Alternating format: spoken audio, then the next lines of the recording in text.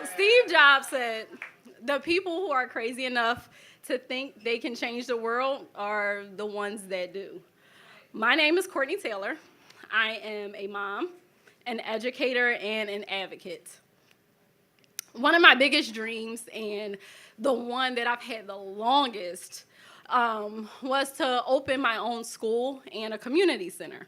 I started having this dream around 9, maybe before that, but we'll get back to that. I first want to tell you about a dream or a nightmare that I've been having recently. It happens a lot when I'm asleep, but most of the times I'm having this nightmare when I'm awake.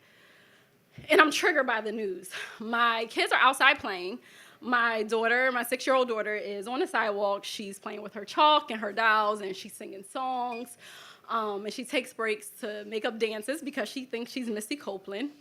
My 9-year-old son, my 10-year-old son, is playing basketball with the big boys who live around the corner. And mind you, they're in my block in South Philadelphia. And I guess that they're too loud, or the basketball is too loud, because one of our new neighbors calls the cops on them. The cops come, they send them home, and as my son and my daughter are running home, my son's insulin pump falls out of his pocket. He goes to grab it, and I guess the officer gets scared. And then my son becomes a hashtag. I haven't shared this dream with anyone because I tell myself that you're overreacting, you're being overprotective as usual. But then I remember where I live. I remember the time that I'm living in, and I remember what is happening around me. And I remind myself, no, you're not crazy. You're not overreacting. This is a reality. I went to a conference, a Black Male Educators Conference, about 2 weeks ago. And in this conference, one of the speakers shared a study that was done. In this study, the participants were shown faces and then also images.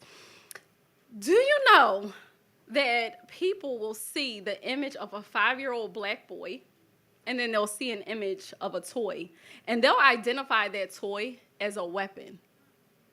But these same people will see the image of a 5-year-old white boy, and they'll identify that toy as a toy. And when I learned about this study, I got chills, but then I said to myself, you are not crazy. You're not overreacting. You're not being overprotective. This is a reality. It's not only a reality that's happening in the world, it's also a reality that's happening in our schools, in our classrooms. It's a reality that I've witnessed firsthand as a teacher, and then again as a school leader. I've sat at tables, I've had seat at tables, I've been privy to conversations about the perceptions of our Black and brown children and how they are deemed as older than what they really are, so they must know better. They are louder, so they don't really know what they're talking about. They are more aggressive, so we have a right to be afraid of them. And they're more challenging to deal with, so let's give them harsher punishments. Instead of educating them the way they deserve, providing them with the life lessons that they actually deserve.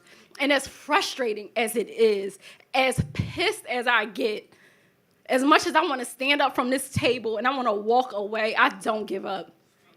Because I remember my purpose. I'm reminded on a daily basis that my voice, my love, the passion that I have, the advocacy that I have for my daughter and all the girls who look like her,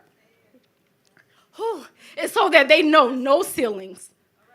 I remember the fight that I do, the passion, the work that I do on a daily basis is so that my son and all the boys who look like him not only get to grow up, but they get to be great.